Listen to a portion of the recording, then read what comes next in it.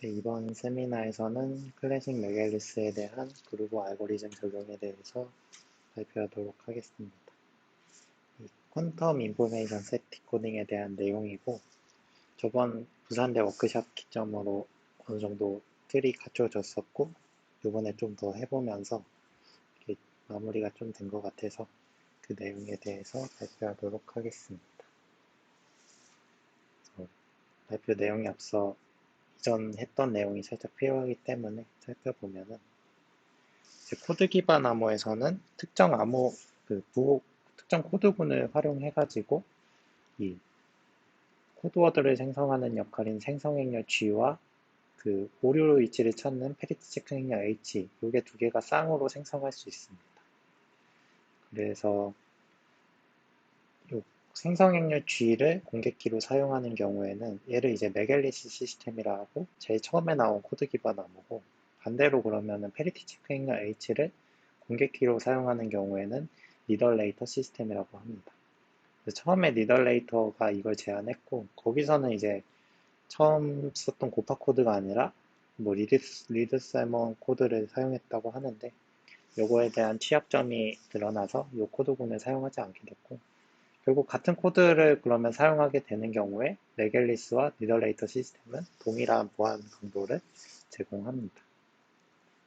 그래서 아래 보시면은 사실 요 리더레이터 시스템과 메겔리스 시스템의 문제를 푸는 것은 사실 동일하다 해서 같은 문제를 푸는 것이라고 보시면 될 것 같고, 그럼 반대로 리더레이터 시스템을 사용했을 때 이점은 뭐냐면 이 공개키의 크기가 작아집니다. h가 g보다 더 작기 때문에 키 사이즈를 줄일 수 있다는 이점이 있습니다.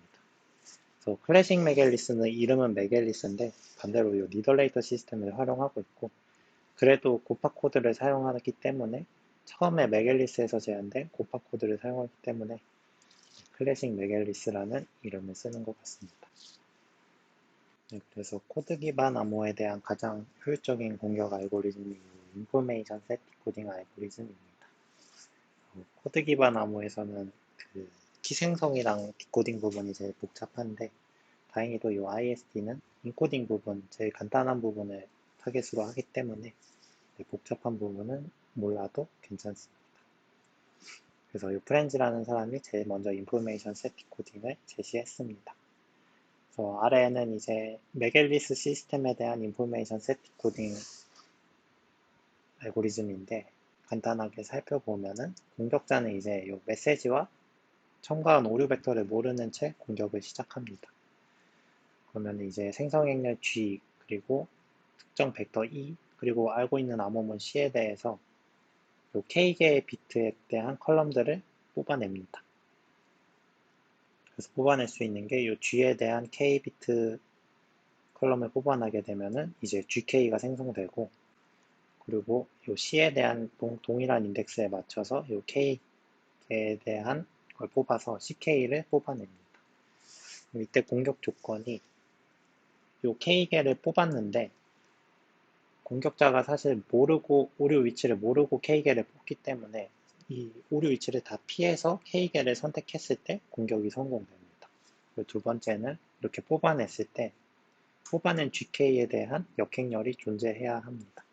이 두 가지 조건이 만족되게 되면 공격이 성공되게 되고, 아래 수식을 풀면은 이 첫 번째, 두 번째 조건이 맞았다면 아래 수식을 풀었을 때에 대한 벡터에 대한 웨이트가 첨가한 오류 개수가 나오게 됩니다. 그래서 이 세 개가 일치하게 되면은 다음과 같이 간단하게 원본 메시지를 복구가 가능하다입니다. 이렇게 보면 어렵기 때문에 그냥 토익 example로 보면은 다음과 같은 공개키가 있을 때 이 시크릿 정보는 메시지와 첨가한 오류 벡터입니다. 그래서 웨이트가 1이기 때문에 키가 1인 경우고, 다음과 같은 암호문이 있습니다. 그래서 공격자는 모르는 채 이 K, 요 열의 개수만큼의 이 컬럼을 선택합니다. 저는 사실 알고 있기 때문에 이 오류 위치를 피해서 한번 골라보면은 다음과 같이 고르고, C에 대한 것도 고르면은 CK가 이렇게 나오고 GK는 이렇게 나옵니다. 그리고 요때 요 매트릭스가 인버티블 하다면은 요거에 대한 인버스가 구해지게 되고 다음과 같습니다.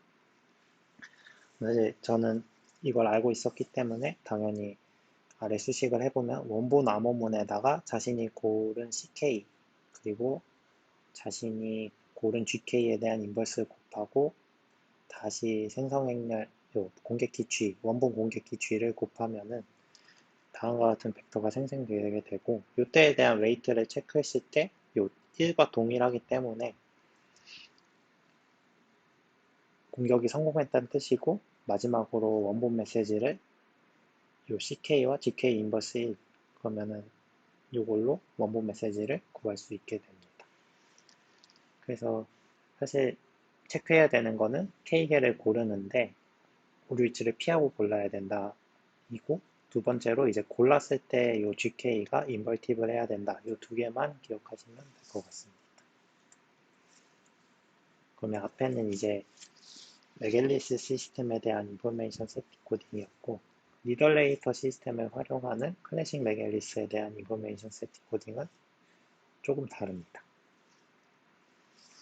이게 문서가 좀 찾아보는데 이렇게 다 구체적으로는 안 나와 있어서 이렇게 좀 이것저것 해보면서 끼워 맞힌 개념인데 설명드리면은 이제 리더레이터 시스템의 경우 공개키를 요 페리티 체크 행렬을 사용하고 있고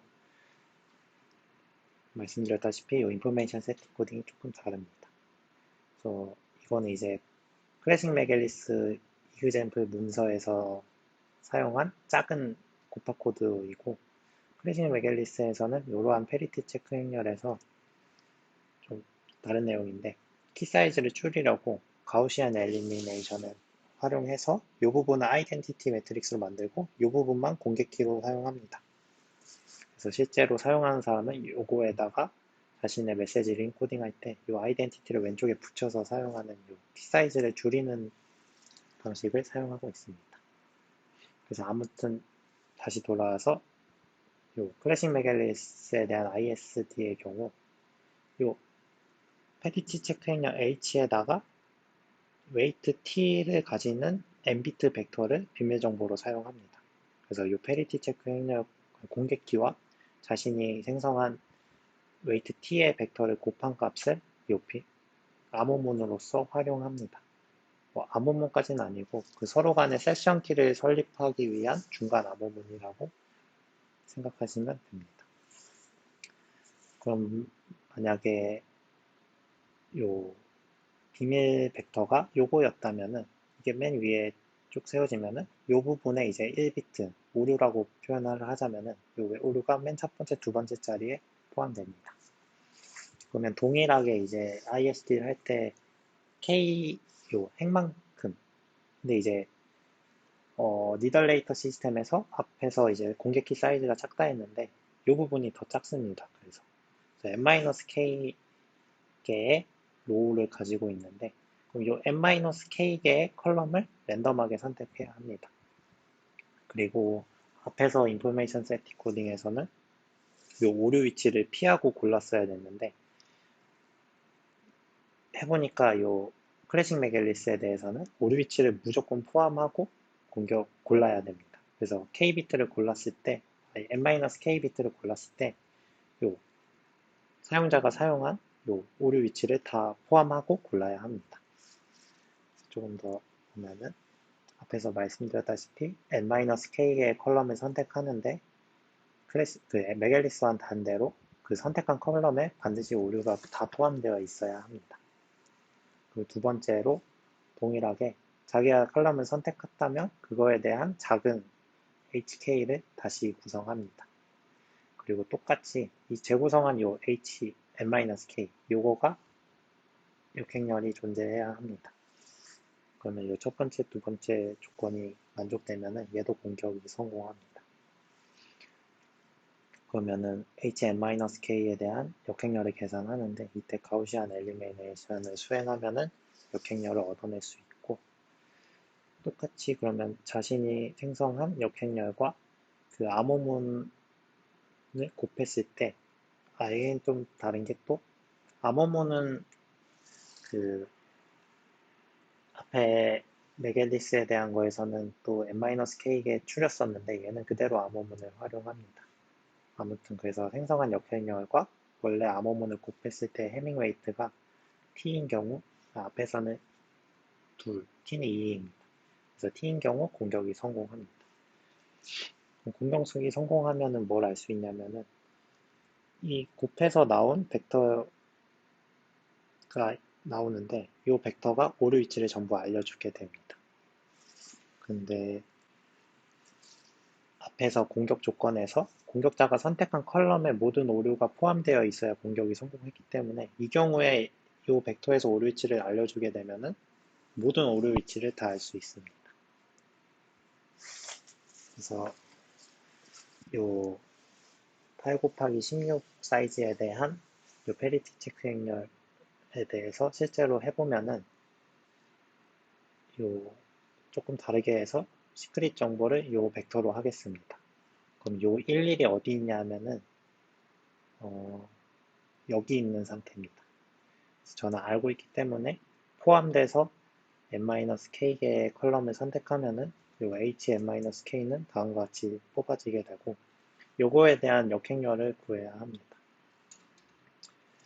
그래서 구해보면은 요거에 대한 가우시안 엘리미네이션을 수행해야 되는데 얘를 가져와서 해보면은 이게 어떻게 동작이 되는 거냐면 요 대각선 요 부분을 전부 다 1로 맞춰줘야 합니다. 그럼 첫 번째 컬럼부터 시작을 하는데 여기 쭉 봤을 때 1이 있습니다. 그럼 얘를 맨 위로 올려줍니다. 맨 위로 올려줬을 때 나머지가 다 0이 됐으면은 다음 컬럼으로 넘어갑니다. 반대로 다음 컬럼에서 이제 대각선이면 이 위치니까 얘가 1이 되어야 되는데 쭉 내려가다 보니까 얘가 1이 있기 때문에 얘도 서로 수합해 줍니다. 그래서 이 파란색 부분은 변경된 부분을 표시하려고 제가 파란색으로 칠한 겁니다. 그래서 앞에서 요거 수합됐을 때 두 개가 바뀌었다라는 의미고 반대로 다시 돌아가서 두 번째 컬럼을 하면은 얘랑 얘 두 개를 수합합니다. 네, 그러면 오른쪽 결과가 되고 이 경우에도 운이 좋게 아래가 다 0으로 세팅되어 있기 때문에 다음 컬럼으로 넘어갑니다. 다음 컬럼은 보니까 얘도 운이 좋게 여기 다 세팅되어 있고 근데 얘 반대로 얘는 아래쪽에 1이 존재하기 때문에 얘를 0으로 바꿔줘야 합니다. 아래 말씀 안 드렸는데 앞에서 하기 전에 요 타겟 행렬에다가 오른쪽에 아이덴티티 매트릭스를 붙여주고 요 하는 연산들을 똑같이 여기 아이덴티티에 계속 적용해 줍니다. 미리 말씀드리면 이 부분이 이제 최종 역행렬로 생성되게 되긴 합니다. 다시 돌아와서 세 번째 컬럼을 보면은 1의 위치는 맞춰져 있기 때문에 아래를 다시 0으로 바꿔야 합니다. 이 부분에 대해서는 이 1값을 없애주기 위해서 이 행을 이 두 개의 행에 XOR 해줍니다. 그러면은 이 행을 전부 다 이 행에 하게 되면은 이렇게 파란색 두 행이 바뀌게 되고 0으로 세팅되게 됩니다. 그러면 이 행 부분도 끝났고 이제 다음 컬럼을 보면은 얘입니다. 얘도 1이 있기 때문에 얘네 둘만 없애주면 되기 때문에 요 행, 아이덴티티 이 부분도 포함해서 얘를 아래 두 행에 XOR 해줍니다. 네, 그러면 이 부분도 0으로 세팅되게 되고 다음 컬럼을 보면은 0이기 때문에 수합을 먼저 해줘서 두 개에 대한 위치를 바꾸고 이제 아래 두 개 행에 XOR을 해서 0으로 만들어줍니다. 이렇게 계속 쭉쭉 해서 최종 완성돼야 되는 형태가 이 대각행렬은 전부 다 1이고 나머지는 다 0으로 세팅되는 상황이 만들어져야 합니다. 네, 그래서 이 상황이 완성됐다면은 지금 왼쪽에서 오른쪽 방향으로 수행했는데 이제 오른쪽에서 왼쪽 방향으로 한 번 더 수행합니다. 이 부분은 뭐냐면 이제 반대로 위쪽을 다 0으로 세팅해 줘야 됩니다. 이때는 이제 수압이 발생 안 하는 게 대각선이 다 이제 1이기 때문에 1인 위치만 맞춰서 앞에서 했던 것처럼 요 행을 계속 요 1 위치에 맞춰서 더해줍니다. XOR 해줍니다. 그래서 요것도 0 만들고 하나 또 0 만들고 쭉쭉 0을 만들어가면서 마지막까지 0을 만들어줍니다. 그럼 이제 대각만 1이고 나머지 다 0인 왼쪽에 이제 아이덴티티 매트릭스가 생성이 되게 되고, 반대로 오른쪽에는 그럼 원래의 HN-K에 대한 역행렬이 오른쪽에 생성되게 됩니다. 이 오른쪽을 따서 쓰면은 얘가 역행렬입니다. 그리고 이게 안 되는 경우가 존재하는데, 그 경우가 이제 인버티블하지 않는 경우고, 맨 앞에서 왼쪽에서 오른쪽으로 수행할 때 이 부분이 안 되면은, 네, 이 부분이 생성이 안 되는 경우가 존재합니다. 간혹 여기까지 왔는데 남은 벡터가 다 0이다 하면은 못 만드는 거고, 그 경우에 이제 인버티블하지가 않습니다. 네, 그러면 이렇게 자기가 선택한 행렬에 대한 역행렬을 구해서 그 암호문에다가 곱합니다. 암호문이 이제 요 시크릿을 썼다면 여기에 곱했을 때 이 부분만 1이기 때문에 00000011 이런 암호문이 생기고, 공격자는 이 암호문은 알고 있습니다. 그래서 자기가 생성한 역행렬이랑 암호문을 곱하면은 어떤 벡터가 나오게 됩니다. 그리고 여기에 대한 헤밍웨이트를 찾게 되는데, T인 경우 공격이 성공하고, 앞에서 이제 알고 공격이 성공하게끔 선택했고, 보시면은 웨이트가 2이기 때문에 공격이 성공했습니다. 그럼 이제 공격이 성공했으면은 앞에서 공격자가 선택한 n-k 컬럼에 오류가 포함되어 있었고, 요 결과 벡터 요거는 오류 위치를 알려준다고 합니다. 오류 위치를 알려준다고 하는데, 보시면은 첫 번째와 두 번째 비트가 1입니다. 그래서 그러면은 어떻게 해석하면 되면은 공격자가 선택한 컬럼의 첫 번째와 두 번째 비트가 1이고 나머지는 다 0인 벡터가 시크릿입니다.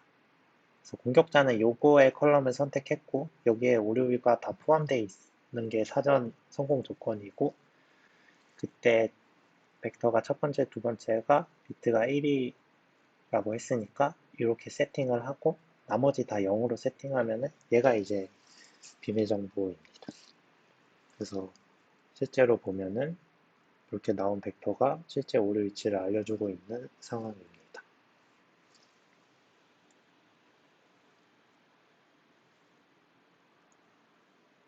그래서 그러면은 요 시크릿 위치를 조금 바꿔서 해보면은 자세한 디테일 부분은 생략했고, 요 일일이 여기에 존재하는 거니까 암호문이 그때 이렇게 생겨됩니다. 그러면 요 HN-K에 앞에서 구했던 역행렬에 암호문을 곱하면은 0011, 0000이 나오고, 얘가 웨이트가 2니까 공격이 성공했다는 뜻이고, 그때 그럼 이제 2차적으로 오류 위치를 찾습니다.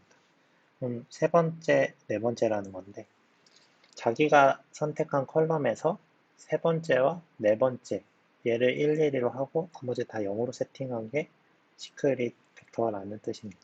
그래서 실제로 공격자가 선택한 거에 셋, 넷이 1이니까 네, 얘가 오류치를 제대로 알려주고 있습니다.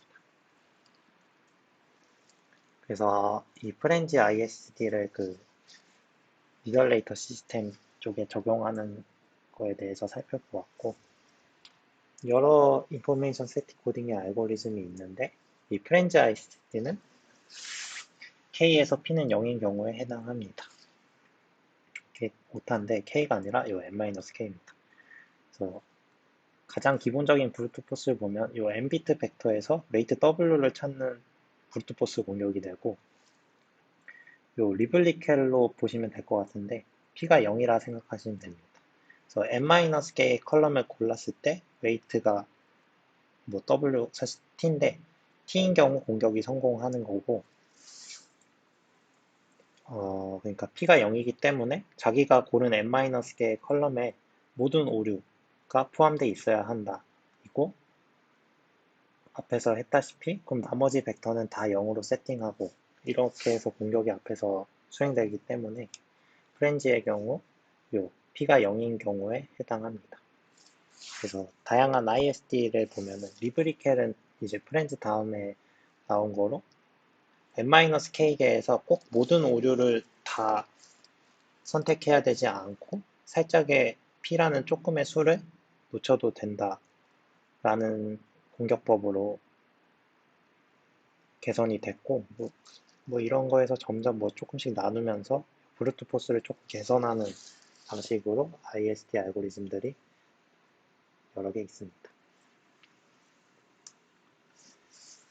그래서 앞에서 이렇게 그런 그 탐색 구간을 좀 나누고 오류 위치를 조금 허용해주는 그런 방식의 다양한 ISD들이 있는데 성능 차이가 그렇게 크지 않습니다.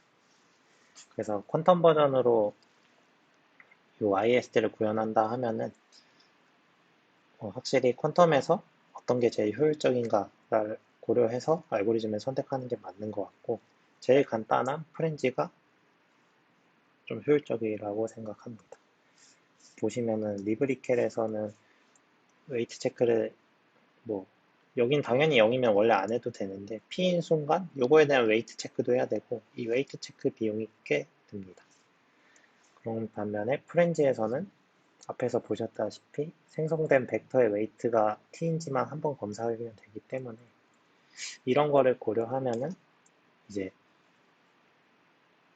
프렌즈가 더 효율적이라 하고 실제로 요 그루버 메겔리스 번스타인 논문에서도 다양한 인포메이션이 있어도 뭐 다른 게 퀀텀에서 더 좋은 모습을 보여줄 거라고는 보고 있지 않는 것 같습니다. 그래서 이제 ISD를 퀀텀 버전으로 옮긴 거에 대해서 설명드리도록 하겠습니다. 그럼 이제 그룹 알고리즘을 활용할 거기 때문에 제일 먼저 필요한 게 이제 중첩 상태 인풋입니다. 중첩 상태의 인풋은 뭘 써야 하냐면 처음에 이 n-k개를 고르는 거를 중첩 상태로 구현해야 합니다. 그러면 이제 이 공개키 행렬 h에 대해서 모든 경우의 수에 대한 n-k 그 h의 n-k를 구성할 수 있게 되고 네, 그래서 다시 말씀드리면 공개키 h에서 n-k개의 컬럼을 선택하는 모든 경우의 수를 가지고 있는 이 준척 상태의 hn-k를 준비할 수 있어야 합니다. 그렇게 되면 이제 인풋이 준비되면은 뒷부분은 이제 전부 다 그냥 논리식을 구현하면은 자동으로 이 중첩 상태에 대한 아웃풋을 생성하기 때문에 다음 부분은 이제 논리 수식을 그냥 양자 게이트로 구현해서 적용만 하면은 됩니다. 그래서 이 부분에서 설명을 드리면은 앞에서 했던 예제를 그대로 구현하도록 하겠습니다. 그래서 시작을 해보면은 처음에 이제 중첩 상태의 인풋을 준비해야 한다 했는데 이 부분은 이제 부산대에서 했던 내용입니다. 이 부분에서 이제 그럼 n비트 벡터에서 n비트 벡터에서 n-k개를 골라야 되는데 이 부분은 이제 버터플라이 네트워크를 활용한 n비트 벡터 설정으로 하기로 했었습니다.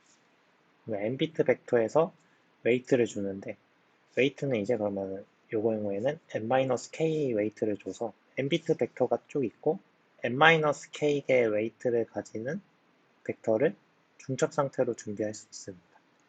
요거는 그래서 작은 버전으로 4비트 벡터에서 웨이트 1을 중첩 상태로 만드는 BN 네트워크, BN인데 이 경우에 그러면 4비트 벡터에서 요 웨이트 1을 가지는 모든 벡터가 준비되게 됩니다. 그래서 이 부분이 이제 그러면 n-k, n비트에서 n-k 컬럼을 중첩 상태로 전부 다 선택하는 그거고 이 경우에 이제 추가 큐비트들이 할당됩니다. 그래서 이 모든 확률을 고르게 해야 되기 때문에 이 컨트롤즈 수압을 각자의 여기는 한 줄로 연결되어 있지만 사실 아래 4개의 큐비트, 플립스 큐비트가 존재합니다. 그래서 큐비트가 좀 많은데 중첩 상태의 인풋을 준비할 수 있습니다. 그러면은 이제 사실 중첩 상태 인풋은 여기서 끝났다고 보셔도 되지만 그래도 더 하면은 그러면 중첩 상태의 요 n-k를 어디를 선택할지를 이렇게 골랐다면은 그거에 대해서 h-n-k 그 행렬을 뽑아내야 하기 때문에 그걸 할 수 있는 요 포메테이션 매트릭스를 생성해야 합니다. 그래서 h-k의 h-k 행렬 사이즈에 맞출 수 있는 퍼뮤테이션 매트릭스 큐비트를 준비하고 맨 위에 첫 번째 행에 대해서만 BN 네트워크를 활용해서 중첩 상태의 그 자신의 선택지를 표현하는 그것을 만들게 됩니다. 그러면 이제 하나의 로우 한 컬럼씩 검사를 했을 때 1이 나오면 뒤에 부분 애들을 전부 다 수압으로 한 칸 내립니다. 다음 컬럼을 검사하고 1이 나오는 순간 다른 그 뒤에 애들을 전부 다 또 내리고, 이런 식으로 여기서 또 내려졌기 때문에 얘는 또 이제 하니까 1 나왔으니까 뒤에 애들을 다 내리면 이런 식으로 그 퍼뮤테이션 매트릭스를 생성할 수 있습니다. 그럼 요거를 이제 원본 행렬, 페리티 공개키 행렬에 곱하게 되면은 이 중첩 상태의 HN-K가 생성되게 됩니다. 이 부분은 설명을 위해서 이렇게 고정해 놨지만, 이 부분이 이제 중첩 상태로 존재한다 생각하고, 그렇게 돼서 이것도 중첩 상태로 이제 존재하고, 중첩 상태의 매트릭스를 이 정해진 공개키에 곱하면은 중첩 상태의 HN-K 행렬 모든 경우의 수가 여기에 존재하게 됩니다.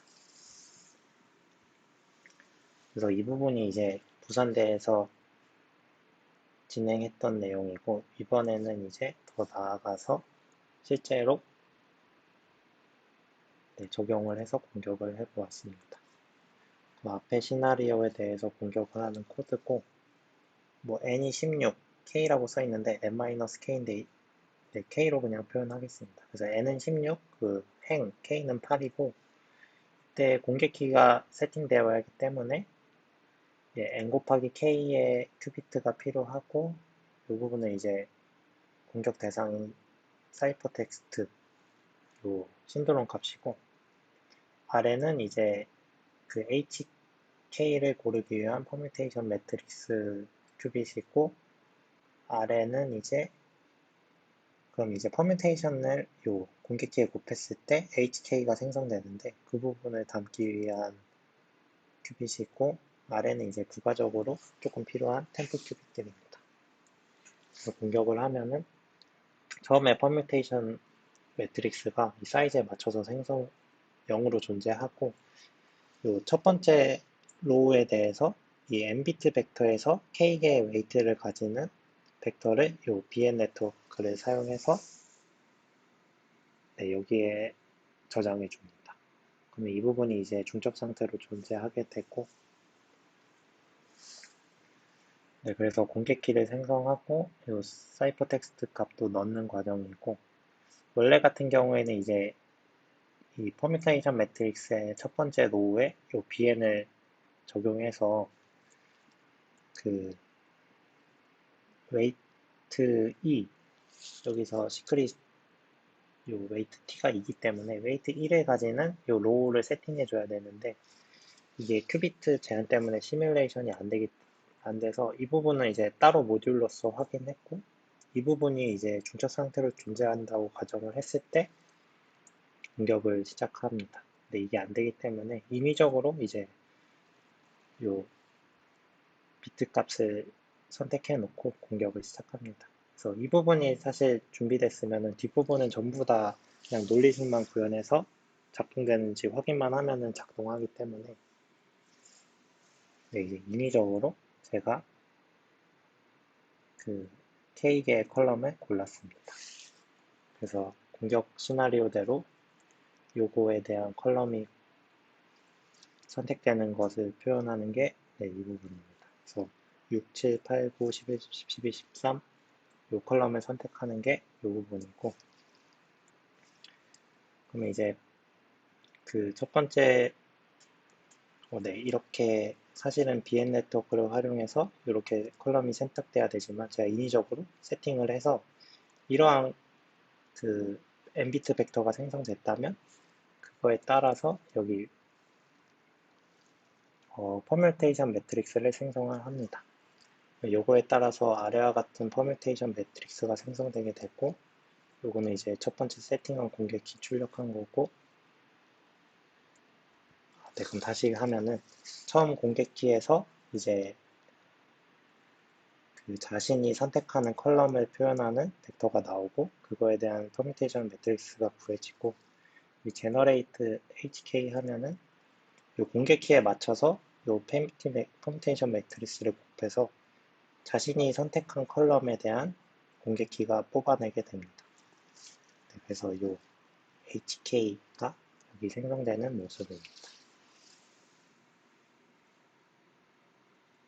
그럼 이제 HK가 준비됐으면 앞에서 이제 했던 역행렬을 구하기 위해서 가우시안 엘리미네이션을 적용을 해야 되는데 퀀텀 버전으로 적용할 때 좀 고려사항이 많이 생깁니다. 좀 검색은 해봤는데 뭐 퀀텀 가우스 조르단 엘리미네이션 이거에 대한 논문은 하나 있었는데 여기 보시면은 네, 이거를 위해서 그루브 알고리즘을 사용합니다. 앞에서 이제 그루브 알고리즘을 사용하고 있는데 내부에서 그 역행렬을 구할 때 그루브 알고리즘을 사용하면은 이걸 이제 반복해가지고 그 역행렬을 구하겠다는 거고 반복의 반복이기 때문에 좀 비효율적인 것 같아서 제 논리식으로 그냥 구현할 수 없나 하다가 어쩌다 돼서 네, 그렇게 했습니다. 그래서 자료 좀 더 찾아봤는데 이쪽에 대한 논문이 거의 없는 것 같고 이 논문이 이제 2017년에 저널에 게재가 될 것 같습니다.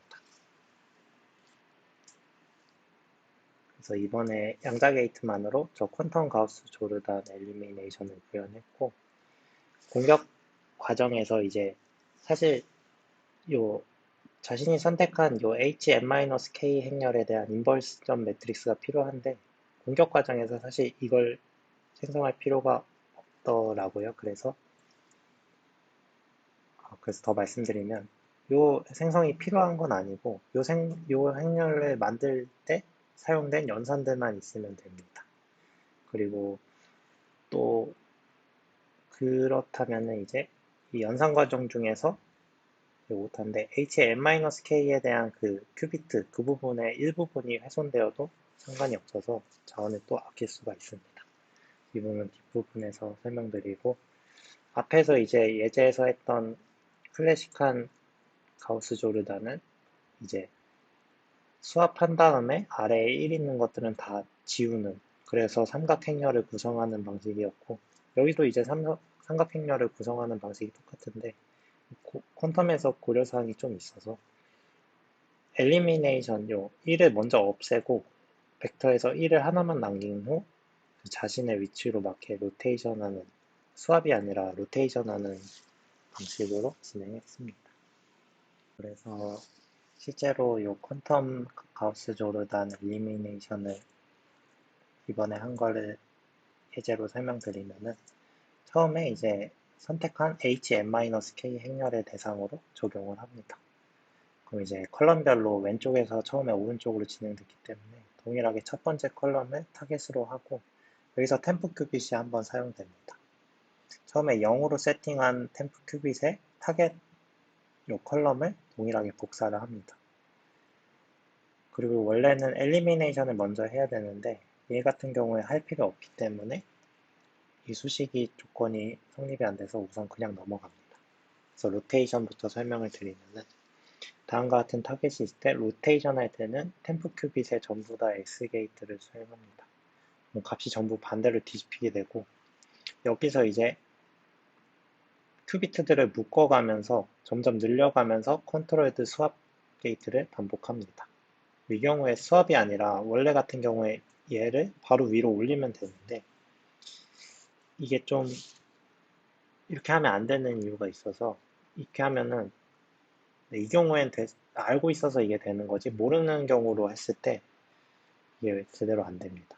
그래서 저는 로테이션으로 하기로 했고 설명을 드리면은 첫 번째 큐빗이 1이면은 한번 로테이션 합니다. 그럼 얘가 1이 올라오게 되고 뭐 얘는 제일 아래로 내려가는 방식으로 될 거고 그리고 했고 다음에는 두 개를 묶어서 검사합니다. 두 개가 1이라면은 또 로테이션을 합니다. 그래서 이 경우에 한 번 하고 이렇게 했을 때 두 번, 세 개 묶어서 세 번, 네 개 묶어서 네 번, 다섯 번, 여섯 번 하면은 1이 맨 위로 올라가고 얘네들은 로테이션 돼서 아래에 존재하게 됩니다. 그리고 이제 7번 묶을 때 0이 생기기 때문에 1이 맨 위로 올라온 순간 더 이상 로테이션이 안 됩니다. 반대로 여기에도 1이 있지만 8개를 묶어도 얘가 0이기 때문에 로테이션이 수행이 안 돼서 모든 큐빗을 다 검사했을 때 이 원하는 1만 맨 원자리로 올라오게 되는 연산입니다. 그러면 앞에서 했던 것과 동일하게 이 컬럼뿐만 아니라 이 컬럼에 했던 연산들을 오른쪽 컬럼에도 다 적용해주고 제일 중요한 사이퍼 텍스트에도 적용을 해줍니다. 그리고 사이퍼 텍스트 이거 아니라 이건데 이 왼쪽 그림은 이거 오타입니다. 그래서 이 사이퍼 텍스트도 왼쪽에 했던 로테이션을 반영해서 적용합니다. 그 결과 첫 번째 컬럼에 1이면 위로 올라오게 되고 다른 것도 당연히 로테이션 다 적용되고 마지막으로 이 암호문도 로테이션을 적용하면 이렇게 파란색 값으로 바뀝니다. 그러면 이제 첫 번째 컬럼은 끝났고 두 번째 컬럼을 준비합니다. 근데 이제 두 번째 컬럼도 템프 큐빗이 필요한데 또 할당하면 이게 너무 많기 때문에 이 앞에서 HN-K가 좀 훼손되어도 상관없다고 했는데 그 부분이 이제 여기서 나옵니다. 그래서 템프 역할을 첫 번째 컬럼으로 바꿉니다. 그래서 이제 첫 번째 컬럼이 템프 큐빗 역할을 하게 됩니다. 그리고 두 번째 컬럼을 시작을 합니다. 그래서 두 번째 컬럼을 시작하게 되면은 이 첫 번째 부분은 무시해도 됩니다.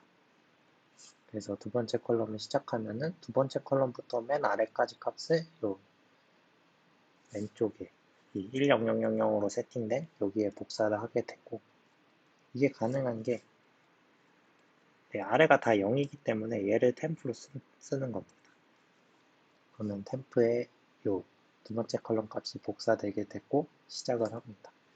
얘도 근데 운이 좋게 엘리미네이션이 필요 없어서 로테이션만 하는데 또 운이 좋게 로테이션이 아예 필요가 없기 때문에 과정을 보면은 요거 한 거에 전부 다 X 게이트를 돌리고 값이 이렇게 바뀌게 되고 얘는 이제 첫 번째 거 검사했을 때 0이기 때문에 컨트롤드 요 로테이션이 발생을 안 하고 두 개 묶어서 해도 끝까지 묶어도 0이 계속 있기 때문에 로테이션이 한 번도 안 나옵니다.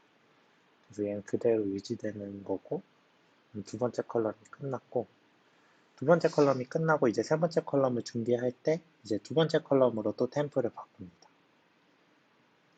이게 템프가 계속 값이 더러워지기 때문에 0으로 깨끗해지지가 않고 그래서 이 컬럼에 대한 연산이 완료되면 이 부분이 0으로 바뀌어서 얘를 또 템프로 씁니다. 그리고 세 번째 컬럼을 진행합니다. 네, 그리고 이 경우에는 이제 엘리미네이션 할 애들이 두 개나 있기 때문에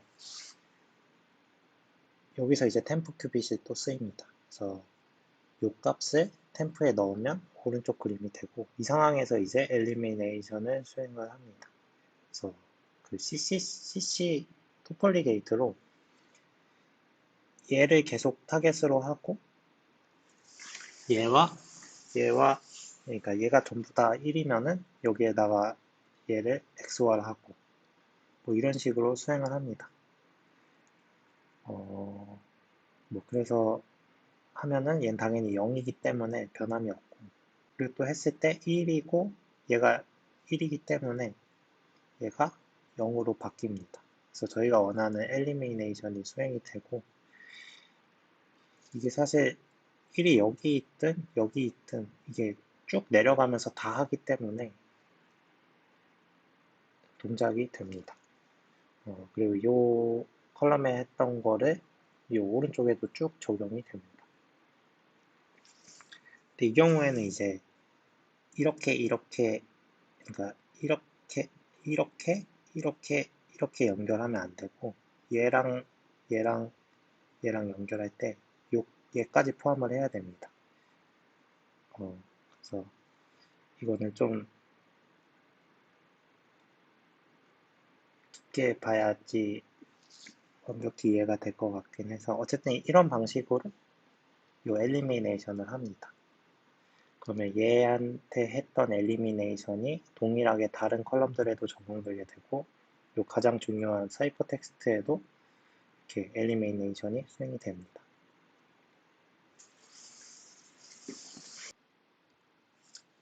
그래서 그 결과 보시면은 요 아래 애들이 다 0으로 바뀌었고 얘는 또 파란색으로 바뀌었는데 엘리미네이션이 끝나면 또 전부 다 엑스게이트를 해서 로테이션을 준비를 합니다.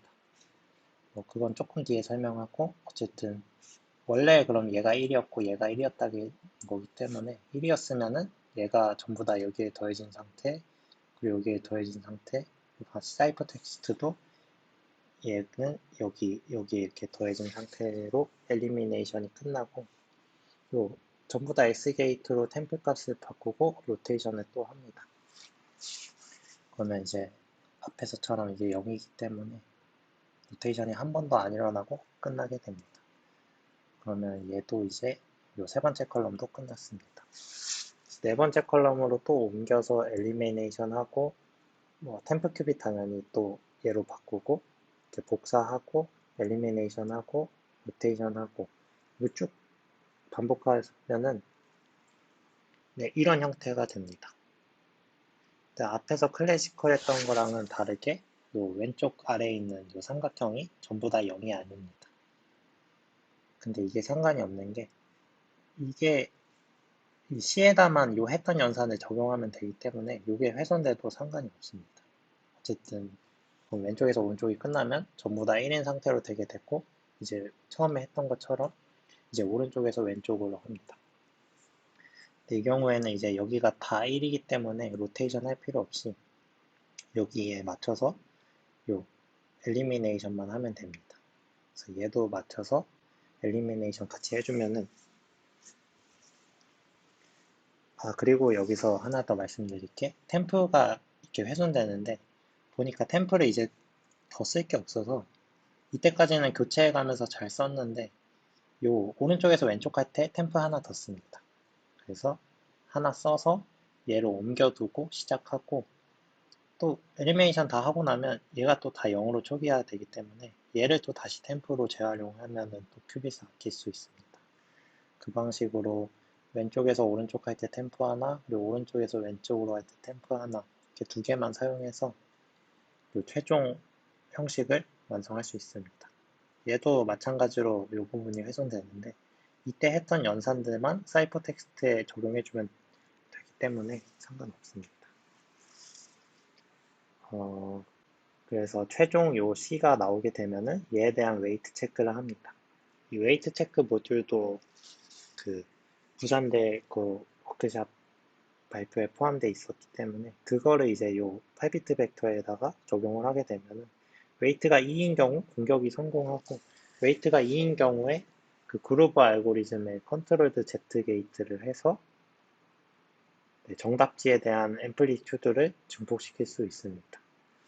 아무튼 그래서 요거에 대한 웨이트 체크를 하면은 요 2이기 때문에 공격이 성공했다는 뜻이고, 얘 벡터가 이제 오류 위치를 알려줍니다.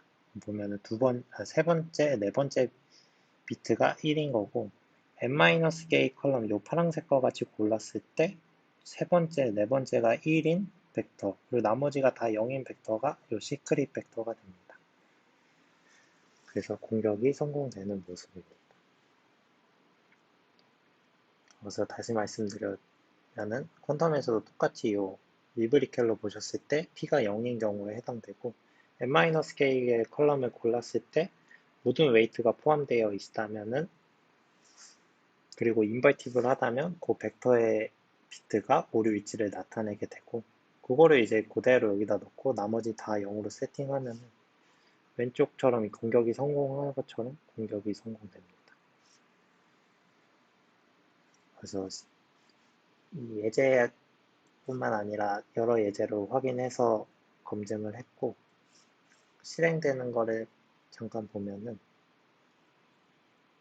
네, 요건데, 이 부분이 이제 퍼블릭 키에 대한 큐빅, 여기가 이제 신드롬 값에 대한 큐빅, 얘가 이제 퍼뮤테이션 매트릭스, 그리고 얘가 이제 퍼뮤테이션 매트릭스를 요 공개키에다가 곱한 HK 행렬, 그리고 얘는 이제 앞에서 말씀드린 왼쪽에서 오른쪽으로 갈 때 필요한 큐빅, 템플 큐빅이고, 얘는 반대로 오른쪽에서 왼쪽으로 그 엘리미네이션 할 때 필요한 템플 큐빅입니다. 그 아래는 이제 웨이트 체크할 때 필요한 템플 큐빅들입니다. 그래서 공격을 하기 전에 암호문 값을 세팅해 놓고 공개키 값을 세팅하고 시작합니다. 이 부분은 이제 신경 안 써도 되는 그냥 배열 바꾸는 전처리 부분이라고 보시면 되고, 원래 같은 경우에 이제 퍼뮤테이션 매트릭스의 맨 첫 번째 행에 대해서 bn을 활용해서 중첩 상태의 그 첫 행을 만들어줘야 되는데, 이게 시뮬레이션이 안 되기 때문에 이 부분은 따로 독단적으로 테스트했고, 저희는 그게 안 되기 때문에 인위적으로 요 n비트 벡터의 그 n-k개를 인위적으로 선택했습니다. 그래서 예제와 동일하게 이렇게 선택을 했고 공격을 시작합니다. 그래서 이거는 공개키 출력하고 어떤 컬럼 선택됐나 보는 거고, 이 컬럼만 이제 첫 번째 선택한 행렬에 따라서 퍼뮤테이션 매트릭스를 생성하고, 이 퍼뮤테이션 매트릭스에 따라서 이 HK 매트릭스를 생성을 합니다. 네, 그리고 이 부분도 전처리 과정이고, 그러면 이렇게 생성한 HK를 이제 공격 대상으로 수행합니다. 그래서 A라고 이거는 좀 컬럼별로 하려고 컬럼별로 이렇게 전처리한 느낌이고, 큐빗은 되지 않습니다, 이 경우에. 그래서 그냥 H를 이제 A라고 HK를 A라고 생각하셔도 되고, 이제 A에 대한 가우시안 엘리미네이션을 수행합니다. 그래서 처음에 왼쪽에서 오른쪽을 하는데, 요 템프 큐빗의 첫 번째 컬럼 값을 복사하는 부분이고, 복사를 했으면 엘리미네이션을 하고, 그 엘리미네이션을 했다면 로테이션을 합니다. 그리고 끝났으면 다음 컬럼을 해야 되기 때문에 그 템프 값의 역할을 바꿔주고, 다시 복사하고 엘리미네이션하고 로테이션하고 템프 역할 바꿔주고, 이걸 쭉 반복합니다. 이게 끝났으면은 오른쪽에서 이제 왼쪽 부분을 하는데, 이 부분에 대해서는 이제 새로운 템프 큐빗을 쓰고, 얘도 마찬가지로 한 행이 끝났으면 템프 역할을 또 바꿔줘서 큐비트를 아낍니다. 여기는 로테이션이 필요 없어서 엘리미네이션만 수행이 됐고, 그 결과 이게 C에도 다 적용을 하고 있기 때문에 나오는 벡터, 이 C에 대한 벡터의 무게를 체크합니다.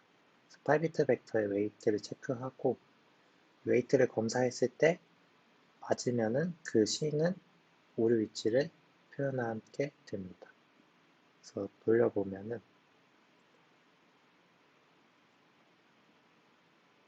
이 공개키 H가 있을 때 제가 인위적으로 이 벡터를 선택한 모습이고, 원래 이 부분이 중첩 상태로 존재한다고 생각하시면 됩니다.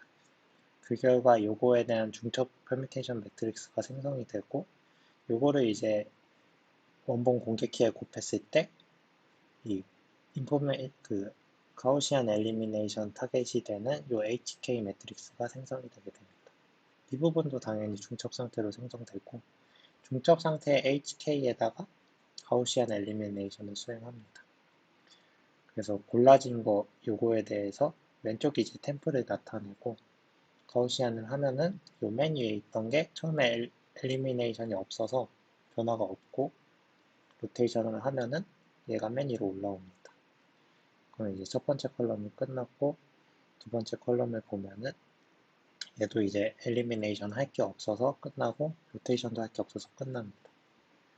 이제 세 번째 컬럼을 보면은 얘인데, 얘도 얘는 이제 엘리미네이션, 여기가 첫 번째 끝났을 때의 모습이니까 두 번째에서는 이제 엘리미네이션 할 게 있습니다. 그래서 전부 다 0이 된 모습이고, 로테이션 하고, 이제 마지막은 아니고 또 보면은 엘리미네이션 하면 얘네가 없어져야 돼서 여기 아래에서 보시면 또 없어졌고, 로테이션 쭉쭉 이어나가게 되면은 왼쪽에서 오른쪽이 전부 끝났을 때 이렇게 여기 대각선을 보시면 전부 다 1인 상태로 바뀝니다.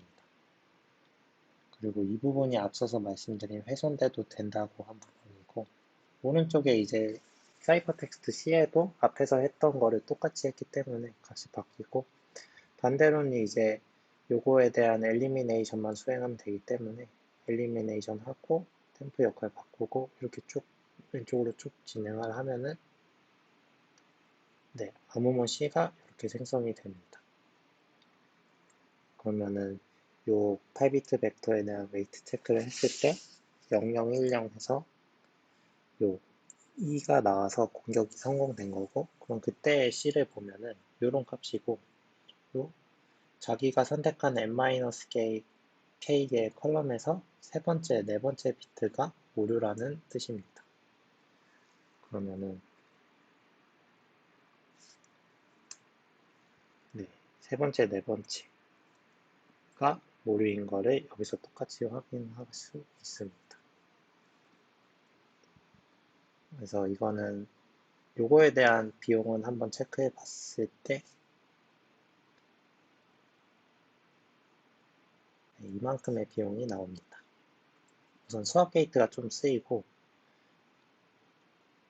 토폴리 쓰이고, CCCX까지 쓰입니다.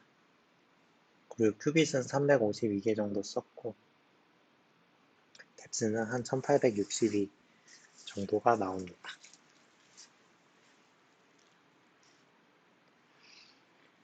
그래서 결론을 하면은, 인포메이션 세트 코딩이 코드 기반 암호에 대해서 제일 좋은 공격 알고리즘이고, 이것도 결국 브루트 포스를 좀 효율적으로 하는 알고리즘이기 때문에 그루버 알고리즘이 제일 최적의 양자 알고리즘이고, 적용 시 복잡도가 루트로 떨어집니다.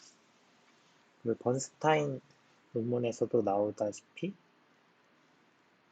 이 퀀텀으로 옮겼을 때 효율적인 알고리즘이 중요합니다. 즉, 그 구현할 때 필요한 양자 자원이 중요한 것 같습니다. 그래서 실제로 퀀텀 인포메이션 연구 동향을 봐도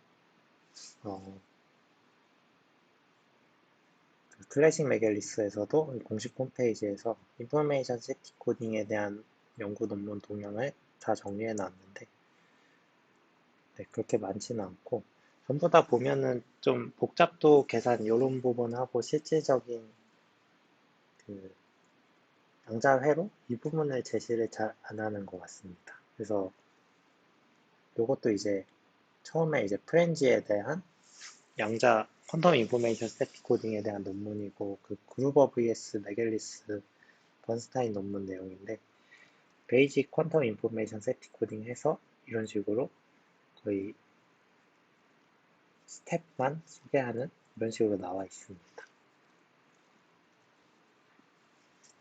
그래서 이번 세미나에서는 실제 고파 코드를 사용하는 그 클래식 메갤리스 샘플을 가져와서 퀀텀 인포메이션 세팅 코딩을 해봤고, 추가로 할 거는 이제 앞에서 이제 토이 버전에 대한 자원 분석이었으니까 실제 클래식 메갤리스 파라미터에 대한 자원 분석이 필요할 것 같습니다. 가장 작은 파라미터가 이제 768 곱하기 3488 페리티 체크 행렬을 쓰고 있고, 코드는 이제 그 안에 파라미터만 바꾸면 동작하기 때문에 큰 문제는 없을 것 같은데, 커지면은 이제 앞에서 이제 중첩 상태 그 웨이트 고려하는 벡터 만드는 그 DN 네트워크 부분이 좀 최적화될 부분이 있어서 그 부분을 좀 봐야 될 것 같고, 이 부분에 따라서 그루버 이터레이션 수도 바뀌기 때문에 네, 이거를 좀 고려해야 할 것 같습니다. 발표는 여기까지입니다. 감사합니다.